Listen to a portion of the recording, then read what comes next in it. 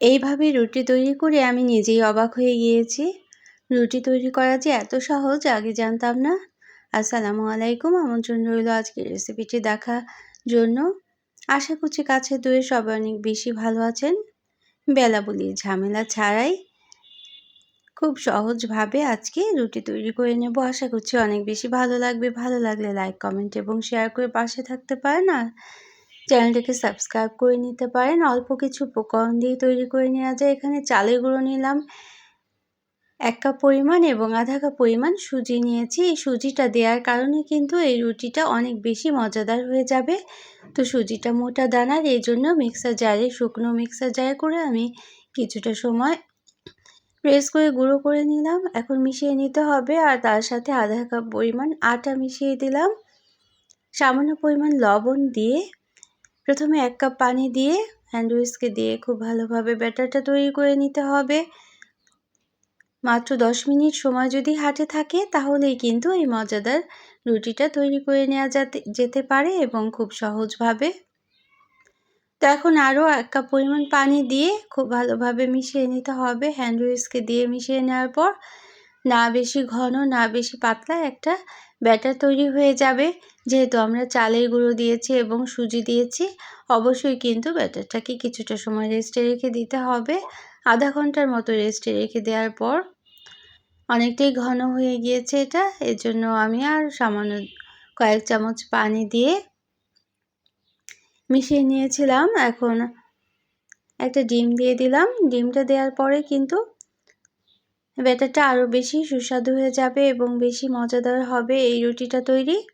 ঠিক এভাবে তৈরি করতে পারলে সবাই অনেক বেশি পছন্দ করবে এবং প্রশংসা করবে। এত মজাদার একটা রুটি যে কোনো মাংস কিংবা সবজির সাথে, কোরবানির সময় গরুর মাংসের সাথে অল্প সময় থাকলে এভাবে করেই কিন্তু তৈরি করে নিতে পারেন। আর ঠিক ব্যাটার দিয়ে রুটিটা বানানোর আগ মুহূর্তে আমি আধা চা চামচ বেকিং পাউডার দিয়ে দিয়েছিলাম। বেকিং সোডাও দেওয়া যেতে পারে। কিছুটা সময় এভাবে করে বেকিং সোডাটা মিশিয়ে দিতে হবে। এখন ব্যাটারটা ঠিক এরকম হয়েছে, কনসিস্টেন্সিটা ঠিক এরকম বুঝেই নিতে হবে এটা দেখে।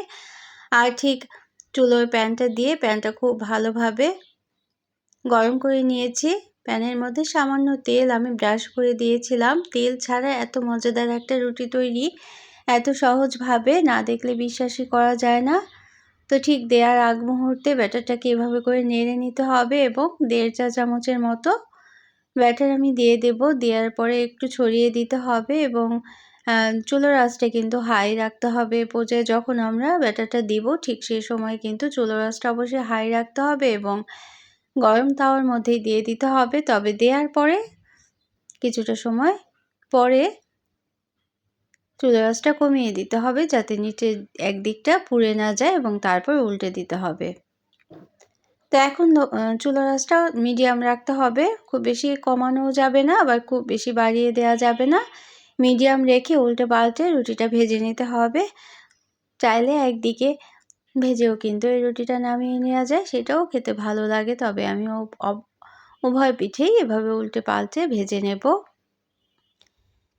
এত সহজভাবেই যদি রুটি তৈরি করা যায় তাহলে আর বেলাবেলি ঝামেলা কেন, বা দোকান থেকে আনারই বা প্রয়োজন কেন। খুব সহজেই ঘরেই কিন্তু তৈরি করে নেওয়া যায় রুটি। তা একটার পর একটা আমি দেখিয়ে দিচ্ছি। এত সহজ একটা রেসিপি চাইলে কিন্তু এভাবে করে তৈরি করে নিতেই পারেন এবং সবাই অনেক বেশি পছন্দ করবে, ছোট থেকে বড়। সকালের নাস্তায়, বিকেলের নাস্তায় কিংবা রাতের ডিনারেও অনেক সময় যারা আমরা রুটি খাই তারাও এভাবে করে অল্প সময়ের মধ্যে তৈরি করে নিতেই পারেন। তো ব্যাটারটা দেওয়ার পরে এভাবে ছড়িয়ে দিতে হবে যাতে রুটিটা অনেকটা বেশি পাতলা হয়ে যায়। এই জন্য খুব বেশি তেলেরও কিন্তু প্রয়োজন হয় না এভাবে করে রুটি তৈরি করলে। তা এখন উপরের দিকটা কিন্তু খুব সুন্দরভাবে সাদা হয়ে আসছে এবং আমাদের রুটিটা তৈরি করে নেওয়া যাচ্ছে এবং তারপর যখন উপরের দিকটা সাদা হয়ে যাবে ঠিক তখনই উল্টে দিতে হবে। দুই দিকটা যদি একটু মুচমুচে ভাব থাকে তাহলেও খেতে অনেক বেশি ভালো হয় এই রুটিটা। আর গরম গরম খেতেই কিন্তু বেশি ভালো লাগে এই রুটি। তো এভাবে নেড়ে চেড়ে আমি উল্টো পাল্টে একটার পর একটা রুটি ভেজে নিচ্ছি।